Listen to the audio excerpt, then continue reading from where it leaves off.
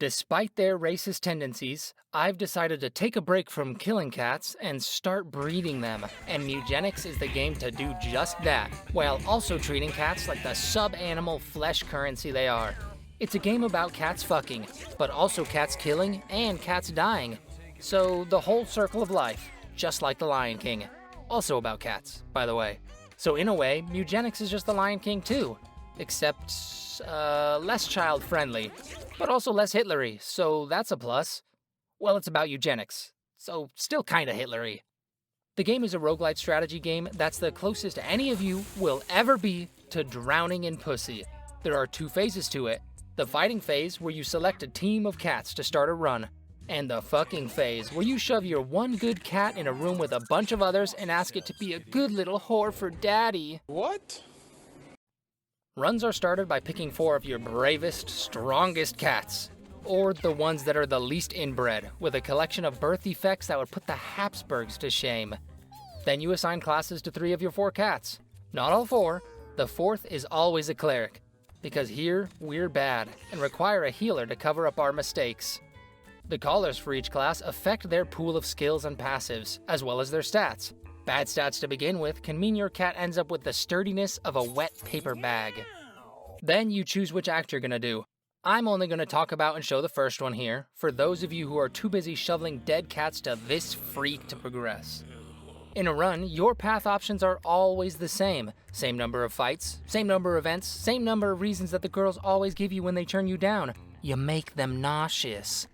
The variety comes in the battles and events you encounter, and the skills your cats get. So you can end up with some pretty dookie teams, but also some pretty goddamn great ones, like a cleric who can drop a blessing pickup that provides them the crack addict coded ability to completely brush off a hit, but they also gain the ability to share any pickup effects with your whole team, creating a team of invincible Super Hulk cats that can ignore more hits than someone who refuses to listen to Taylor Swift. Or your wizard can share his intelligence with his cat-brained, derogatory, flea-ridden teammates like Helga to make their spells cheaper. The only limitation is that sometimes Helga is dumb as a brick, and Helga only has 6 mana. Otherwise, Helga would be blitzing the opponents like they were Poland. On the other hand, if you do have a nice pool of mana, you can go absolutely fucking nuclear, Tsar Bomba style. Despite the game always happening on a simple square grid, they've managed to pack a decent variety of fights into the game, and each zone ends with a boss. And they've succeeded in creating a variety of interesting bosses for you to fight, which is all well and good, but what really shines about the boss fights is the goddamn music. At first, I thought they had committed a cardinal sin akin to putting milk in the bowl before cereal, adding lyrics to background music. But they've earned themselves a free pass because listen to this. That's what it's all about. Flushed out and out. Down in the underground, you've got to mind the go. You gotta grab a scoop and start piling up the pool. The only problem is that soon as my brain flushes one song out of its system, another one takes root for a few days, keeping me awake at night as the same few seconds play over and over and over in my head as a song about poop drives me insane. Once you beat the boss in the first area, you'll get to choose which area to go to next, with your options in Act 1 being either Detroit or New Jersey. Upon team wiping or reaching the end of your journey, you'll return back home to start the getting freaky phase of the game. Here, you'll take your best cats and whore them out to each other to make super cats, and leave the bad cats out in the streets, because, as in real life, if you have bad genes, you don't deserve to breed. I am among these. If you know anything about breeding in Pokemon, then you'll know the basics of breeding. And if you don't, then I'll catch you up. Kitten stats are passed down from one of their 2 parents. Okay, you're all caught up. But there's more to it in this game. Your kittens can also be gifted with their parents' skills, passives, and mutations, but also their birth defects. And inbreeding, while it keeps your good stats, also produces a lot of birth defects. How come for dogs they get to be purebred, but when I keep the bloodline pure, my cats are abominations and deserve to be set ablaze atop the pyre in the town square? There are also some hiccups you can encounter, such as finally having a great run, coming back with Chad cats with good skills, strong stats, and crazy synergies, and they're gay. All of them are gay. If you don't know why this is a problem, then you should probably ask your parents about the birds, the bees, and the gays. Breeding is also where one of the game's biggest shortfalls is: cat management.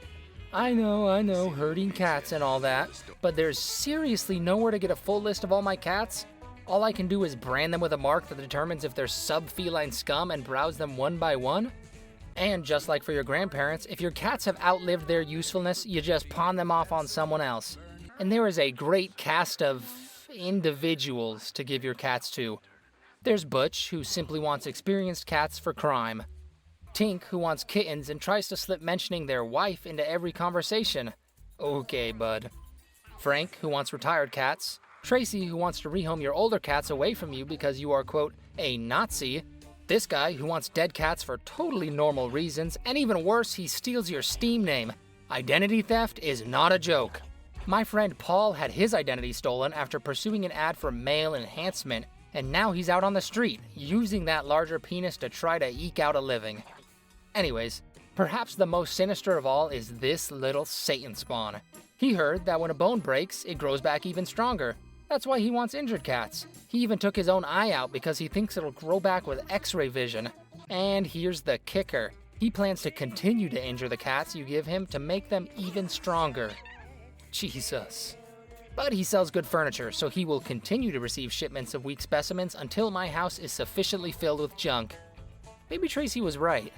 Between the breeding and the fighting, the game has a lot of stuff to sink your teeth into, with more great skills and synergies than Meryl Streep. For real, what can't she do? No two runs will end up the same. The breeding also has a lot of depth to it as well, but if cat sex gives you the ick, you really don't need to interact with it. There are a few shortfalls, but you'll get way beyond your money's worth before any of these cracks begin to show. Also, W Music. Worse than a pig farm in June.